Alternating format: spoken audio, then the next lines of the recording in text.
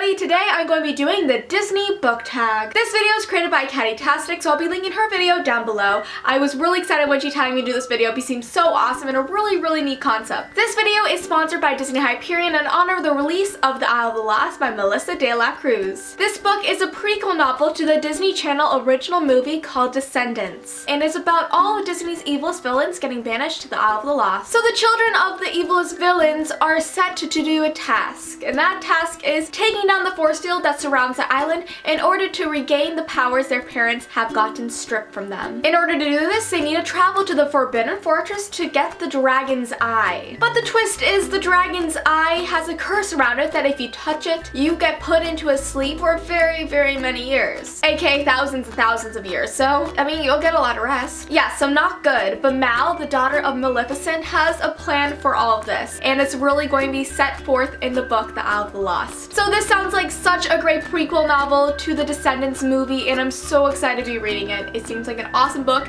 and I love my Disney stuff. If you want to know more about the Descendants movie or the books, go click the link down below, which will lead you to the website. So, are you guys ready to go do the tag? I know I am. Let's get started. Okay, so number 1, The Little Mermaid. A character that is out of their element, a fish out of water. Totally Feyre from A Court of Thorns and Roses by Sarah J. Maas. It's a retelling of Beauty and the Beast. She's a human sent to live in the fairylands of her world. And no human's gonna do that unless they want to turn crazy or die. So Feyre is really brave in the fact that she goes off to these fairylands. It's not like she had a choice really, but still very awesome, and I highly recommend this book if you have not read it already. Probably my favorite book I've read this year so far. Actually, yes, it's my favorite book I've read this year so far. Sarah J. Maas. Such a good writer. Number 2 is Cinderella, a character who goes through major development. Totally Leia from An Ember in the Ashes by Sabata here. Leia goes through so much character development from the beginning of the book till the end, because at the beginning she's a very weak character, but at the end she grows into such an amazing character, but she still has some more character development to go through. So I'm guessing that's what we'll get in the second book, because the second book is now greenlit to happen in the coming years, and I'm so excited. Before we weren't very sure if there was going to be a second book, but it was number 1 or number 2 on the New York Times bestselling list, so they're like, you know what? This needs a second book, and it definitely does. It's an amazing book. Probably my second favorite book I've read this year so far. And the cover's beautiful. Love it. Number 3 is Snow White, a book with an eclectic cast of characters. That's a hard word. Eclectic. I don't know how to pronounce that word. I hope I pronounced it right. Definitely The Mortal Instruments, City of Bones, and the rest of the series, because there are so many different characters' point of views, not just major characters, but minor characters as well, and I really love that about these books. They don't just focus on the major characters, which they do a lot, but it also focuses on the minor characters, which I very enjoy reading about in this series. Oh, I just tripped. That would have been bad if I hurt my surgery ankle. Number 4 is Sleeping Beauty, a book that put you to sleep. That's awkward, it was upside down. Do I even need to say why it's put me to sleep? That may be why. I'm pretty sure it's 1,000 pages long. Not gonna happen. And trust me, I've tried. But you know, I just fell asleep. Number 5 is The Lion King. A character who had something traumatic happen in their childhood. Definitely Selena from Throne of Glass. You know, her parents were murdered and then she became an assassin. That's quite traumatic. But honestly, she is one of my favorite characters in any literature that I've ever read. She's just such a powerful, strong character that is strong from the start of the books, but even grows stronger, not just physically or mentally, but just as her character. It just is so amazing seeing her grow throughout the series, and I cannot wait to find out what happens in the next book.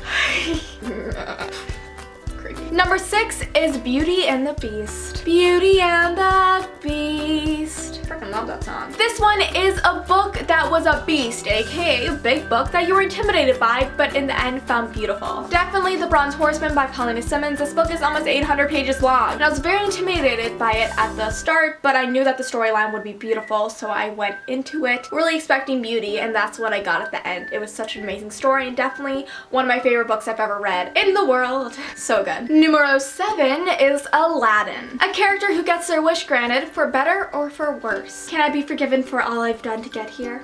I want to be. I can. I believe it. Tris Pryor in Allegiant, because, you know, she does wish to be forgiven for all she's done, and her wish gets granted in the end. Yeah. Number 8 is Mulan, a character who pretends to be someone or something that they are not. I'm taking this one from Kat because she had a great one, and that is Red Rising by Pierce Brown. Darrow, he actually has to transform his whole entire being into somebody else, his enemy, and it's very interesting, the whole entire transformation he goes through. So I highly recommend you read this book if you want an epic physical transformation. It's so cool, and I've never read anything like it. Number 9 is Toy Story, a book that you want the characters to come to life. All of them. And finally, number 10, Disney Descendants. Your favorite villain? Oh, this is a very easy one, and that is Black Jack Randall from Outlander. He is such a good villain. Horrible guy, great villain. I want to hurt him. He is such a great villain. Diana Gabaldon really writes convincing characters. He does such bad things in this book. If you haven't read the book, what you're thinking now doesn't even come close to what he's done. Yeah. So that is all for today's video. I hope you guys enjoyed it. Tell me down below who is your favorite Disney villain. Mine is definitely Maleficent. She is so cool. So thank you guys for watching, and I'll see you next time. Bye!